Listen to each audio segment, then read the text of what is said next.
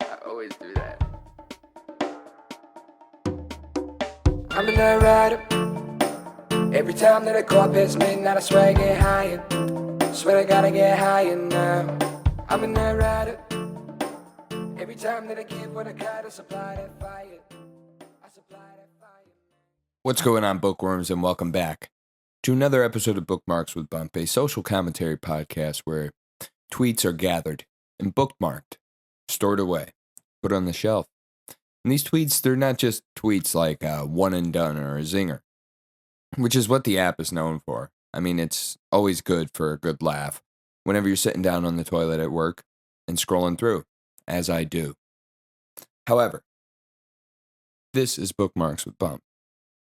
Threads have been gathered, threads have been compiled over generations with the greatest knowledge, ready and willing and able to be shared. But until these days, until these last 61 weeks, there was nobody to share them. And that's when I, your host, Bump, steps up to the plate and says, I'll do it. I collect these threads and think, okay, I'm going to read these series of tweets at some point and learn something about life. But I never do find the time to just sit down on my phone, scroll, and read shit. So what do?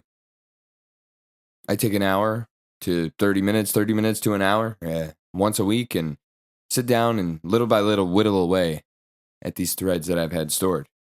Why? Why me? Why am I the host? Well, I have this self-centered need for attention. No, I am a journeyman, tradesman in the state of Connecticut.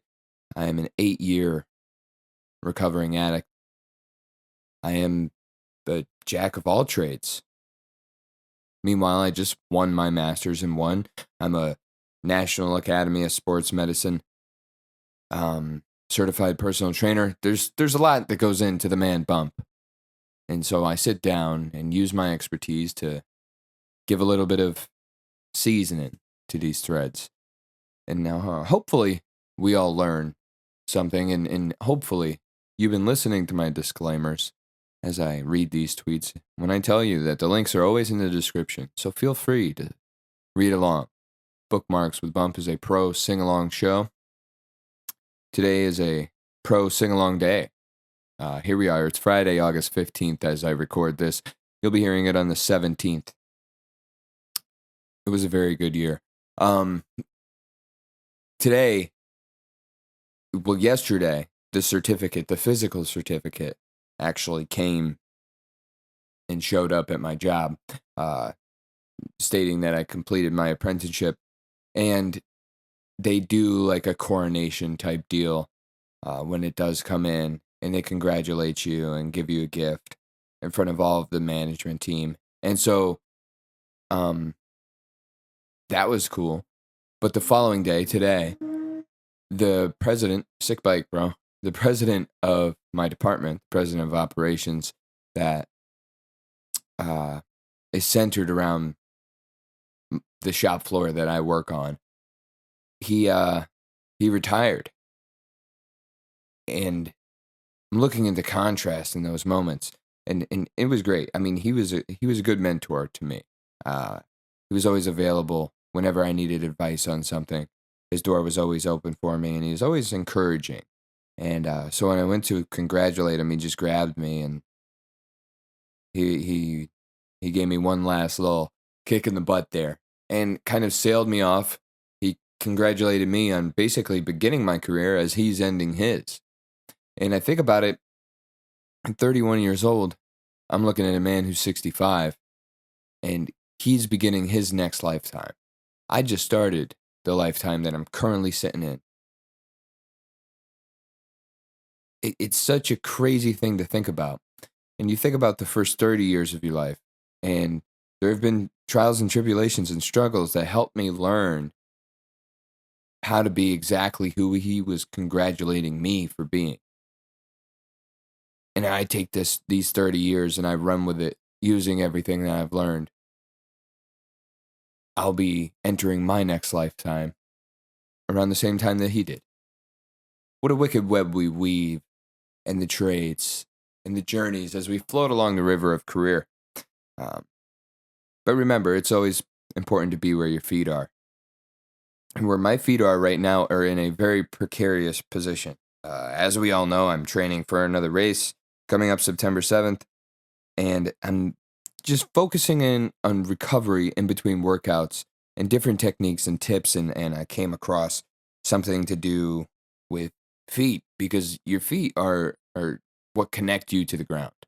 Okay, every movement that your body makes is derived from your feet. Uh, So you need to have healthy feet. There are more bones in your feet than there are in the rest of your body. And there are little muscles and ligaments, and it's important to recover and refresh them from time to time, which is why I have a lacrosse ball with knobs on it that is, most of the time I'm sitting here recording this podcast, I am rolling my feet out. When I wake up in the morning, I roll my feet out. When I'm sitting down eating dinner, I roll my feet out. It's something that I'm always doing. And right now, what I'm doing is something that I've never done before, and it's actually quite relieving as I'm doing it. I have my toes spaced. I read something about how spacing out your toes can help relieve the muscles in your feet. And so what did I do when I went grocery shopping? I scoured the store for a pedicure kit so I could get those toe spacers. And so just picture being a little old lady walking by the nail and perfume aisle and just seeing my hulking ass fresh out of the gym in the, in the nail polish aisle, just scouring from ceiling to floor. What a sight. So shout out to anybody who saw me last night at Walmart. And shout out to anybody who sees me tomorrow, because these feet are going to be primed and ready for a 12-mile long run. The last few long runs I've had, I don't think I talked about on here. I had an 11-miler last week, and it was really hot. We're talking 92 degrees, and it's been super humid this past week, which probably means a storm is brewing. Yesterday was a 7-mile tempo run, and I had to back off on pace because of the humidity. It was 84. It felt like 90. And when you're pushing yourself like that, you get to a point where you're sweating out electrolytes, and you could see it. I looked down at my leg, and I was foamy, which is a great level of exertion. And with a great level of exertion, you need a great level of recovery. Before you can even recover, you have to warm up. And I was looking at these threads because, we're going from bottom to top now. And the threads that I picked out for today are perfect for President Johnny Boy, who's heading off into retirement, because it's all golf centric. And right now, it's the end of the summer. You got to get your rounds in when you can. And here we go, baby. Let's learn how to warm up for golf. Okay, let's learn how to pretty much warm up for anything. You need to warm up. That's what I was getting at yesterday. I had a really decent warm up before the run where I just kind of got loose and made sure that I could get through. There's always like going out and logging miles, easy pace, comfortable runs. There's differences for me these days when I'm doing tempo runs and when I'm doing long runs. Like, I feel those nerves, those pre-race nerves, and I'm ready to just go. So let's get our bodies and our central nervous system ready to fire on all cylinders for us. Jamie Greaves put out a thread. Golf Fitness, JG Golf Fitness. And as always, the links are in the description. Please read along with me. 5 tips to reduce your risk of picking up a golfing injury. It seems like a topical time to post this, so be sure to share it with more golfers to help them out too. Yeah, retirement's topical. Summer into fall is topical. The weather's going to start to cool down a little bit here in the next couple weeks. But number one, you got to manage your swing volume. You got to manage your fitness volume. Overall, if I could relate this to anything for anybody who's not a golfer out there, sudden spikes in workload are a big cause of injuries. The classic doing too much too fast. For golfers, this arises in how many swings they are making each day, week, and month. You want to keep this fairly stable and avoid big, sudden spikes. So if you're only golfing once a week, don't go out there and golf every day if you have a week where you can't. You could get some swings in, sure, but don't go out and play a full round. I've made that mistake before. Um, these can occur when making swing changes and repping the move out excessively, a busy event schedule, or even playing and practicing a lot after an extended break. Slow, progressive overload is the key, much like when lifting weights. Number 2 is to get stronger. Around 80% of golf injuries are overuse related, and strength training has been shown to have this. By increasing tissue strength, you create more robustness and allow the body to cope with more that you throw at it. That's the number one reason to work out, if you ask me, especially as you're aging or getting older. Working out, increasing the lean mass on your body, provides a shield of protection for your skeleton. So it's important to work out and have a strong, able body. Number 3 is to sleep more. Sleep is still one of the most underappreciated areas of health and fitness. Research clearly shows that injury risk is far higher when you're only getting 6 hours of sleep or less. So put your phone down, turn the TV off, get the room cool and dark, and get off to bed a bit earlier. Number 4, you can improve swing mechanics. Although injuries are often multifactorial in nature, many factors go into them, there is no doubt swing mechanics that can play their part too. With countless swings in the same direction and forces of over 8 times body weight going through the body, how we swing the club can certainly be important. The team approach, where a medical strength and fitness coach works in conjunction with the golf coach, can be very useful here. I mean, dude, I'm not a professional golfer, Jamie. The advancement in technology, such as 3D motion capture, can also be very helpful in ensuring you're moving in a suitable way in your swing. 5 is to be careful of speed sticks. I'm a big fan of speed training tools, but you need to know where they fit in. They are the cherry on top of the cake. Don't be the golfer who doesn't strength train, but tries to take the speed stick only shortcut. Not only will this reduce your potential speed gains, strength and power training builds a bigger engine, it leaves you way more vulnerable to injury, as the body may not be able to cope with the extra speed. Watch the volume too. Speed swings still count towards tip 1 about managing swing volume. Although you can't prevent injuries by using these 5 tips, certainly not an exhaustive list by any means, you could certainly stack the odds a little more in your favor. Yes, I mean, sports are sports and anything can happen. There can be any one small tweak or movement or rotation that throws your body out of line and causes an injury, but there are many things to do to lower those odds, just as he said. Strength training, biggest thing for me.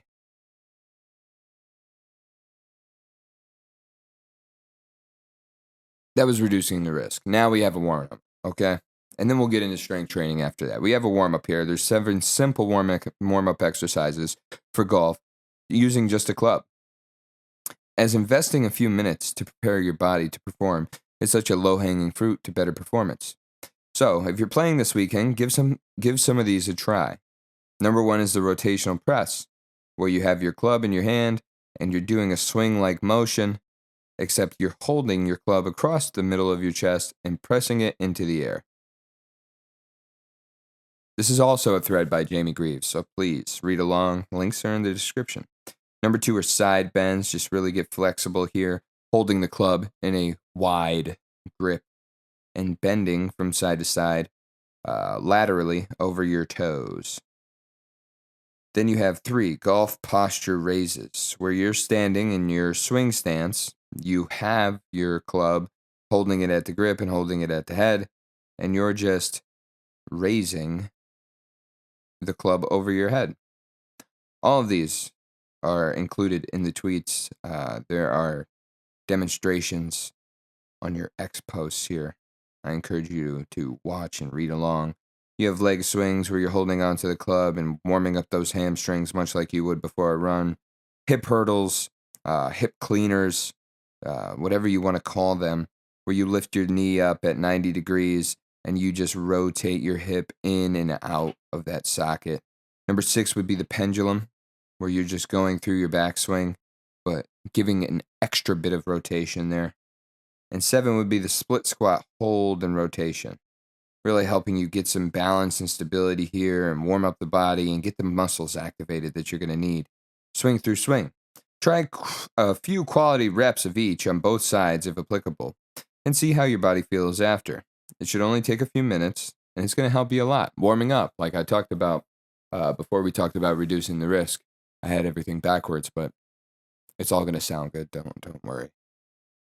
Warming up is super important when you're going into anything physical, especially golf. Golf can be, especially if you walk like me, it can be a grueling couple of hours where you're hiking up and down hills and swinging your club at a very fast speed, using your body to torque and rotate and twist and contort and hit the sweet spot and hear the sound of that golf ball whiz through the air. Oh, it's making me want to get out there right now. But like we said, with reducing the risk comes a need for strength. And Jamie Greens has 5 common mistakes that golfers make in their fitness training. Be sure to avoid these mistakes and share them with more golfers to help them out as well. Jamie Greaves really making a big impact on this week's Bookmarks with Bump, so shout out Jamie boy. Mistake number 1 is training like a bodybuilder and not an athlete.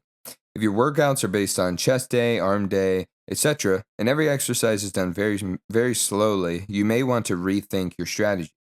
Principles of this can certainly be used in your training, but it shouldn't be the main component. For most people, 2 to 3 full body days per week works well with focus on big compound bang for your buck moves like these in the video. Move the loads with intent and also ensure to get some jumps and throws in there too for explosiveness. Mistake number 2 would be spending too much time on mobility. Mobility is important for golf, and for some people it's certainly more important than others. But it's not a case of more and more is better. Golfers don't need to be gymnasts after all. A few minutes daily of mobility soon adds up, and it's plenty for most people. It helps you with a little bit of flexibility, if I might add hidden here. Being mobile is basically being flexible, but being able to use your muscles in those flexible areas. The thread goes on to say, but if you're spending a lot more time on mobility as opposed to strength and power, you again may want to rethink. Strength training done properly also improves mobility anyway.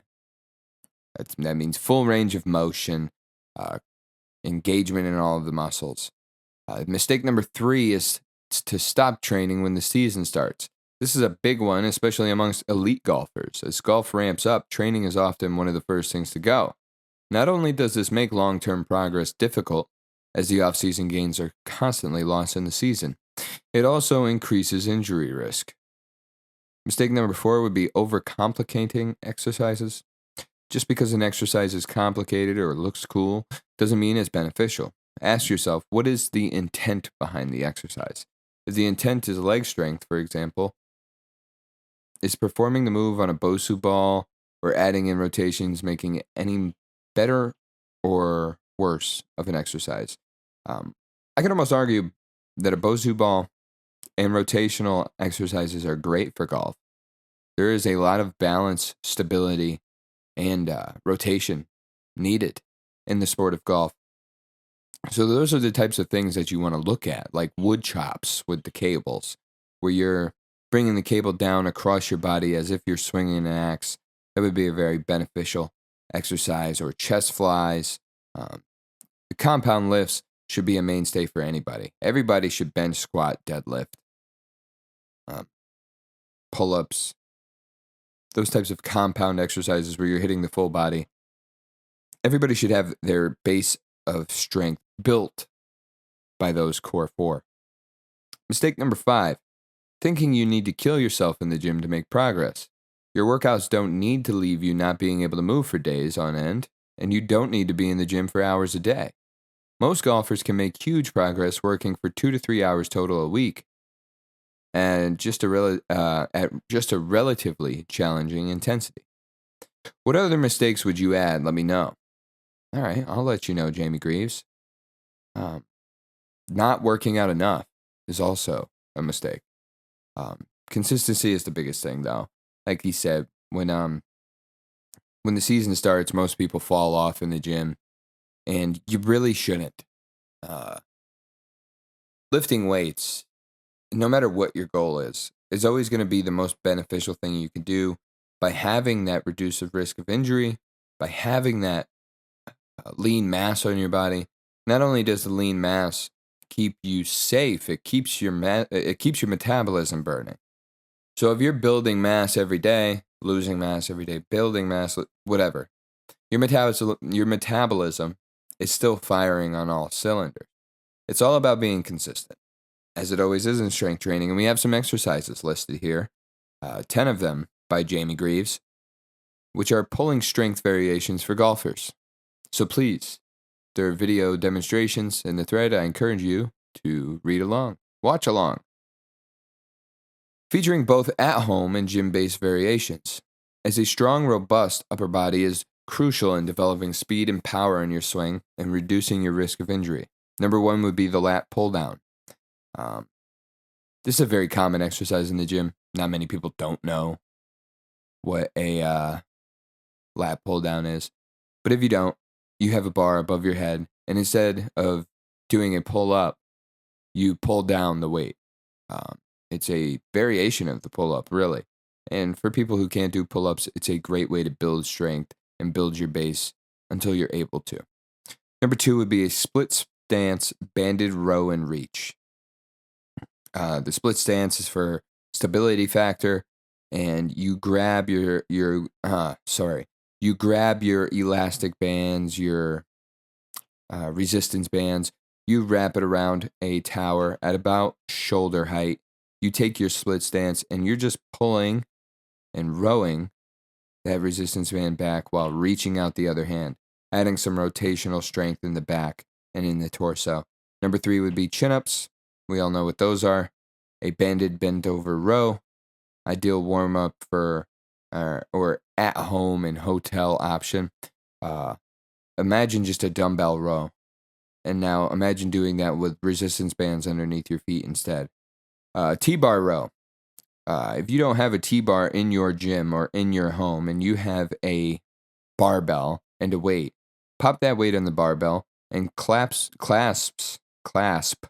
your hands right around the collar of the barbell. And you're rowing that in, engaging the scapula together, engaging the muscles in your back, and pulling it right up towards your chest. You have your golf posture, single arm, straight pull down. Straight pull down helps the muscles inside of the lat. But what you're going to do is take your swing stance, you're going to bend over so your upper leg, your bicep femoris, is at a 90-degree angle with the rest of your torso, and you're just going to pull that straight down. Bring your arm in a full range of motion from above your head to your side. 7 are loaded pull-ups, pull-ups with weight. If you can't do pull-ups with weight, do pull-ups. If you can't do pull-ups on an assisted pull-up machine. Number 8, a golf posture row and reach. A lot of these exercises are added with a golf posture modality, where you're standing in your typical swing stance.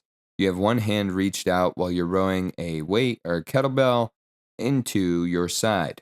Alternating rows are a great way to build the muscles in the lat.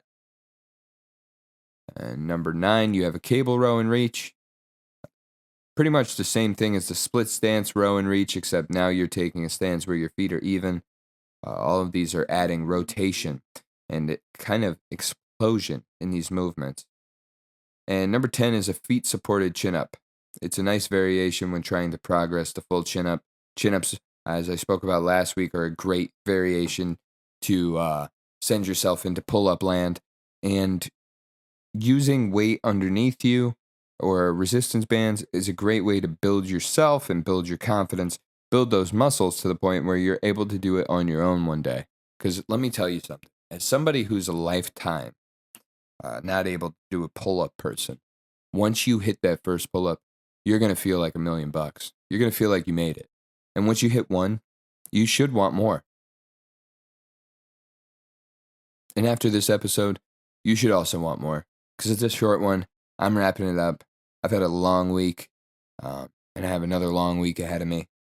The highest mileage week of the training session is next week, and then we have 2 taper weeks before the big race. And boy, am I excited. Not only is it a big race, it's a big vacation. I'm headed out of town. I'm staying on the beach. I'm going to have myself a couple days. And the day that I'm racing is the first day of football season. So I'll have plenty to talk about when I get back, but I'll also have plenty to talk about next week on Bookmarks with Bump. As always, it's all love. God bless. I supply that fire, man. I'm a night rider. I've been riding a wave like I surf. I've been leaning in and out of work. I could show you what it's worth. Money to the ceiling. I started at the dirt. I've been riding a wave like I surf. I've been leaning in and out of work. I could show you what it's worth. Money to the ceiling. I started at the dirt. I'm a night rider. Every time that I go up past midnight, I swear I get higher. Swear I gotta get higher now. I'm a night rider. Every time that I give what I got, I supply that fire. I supply that fire, man. I'm a night rider. Every time that I go up past midnight, I swear I get higher. Swear I gotta get higher now. I'm a night rider. Every time that I go up past midnight, I swear I get higher. Swear I gotta get higher, man.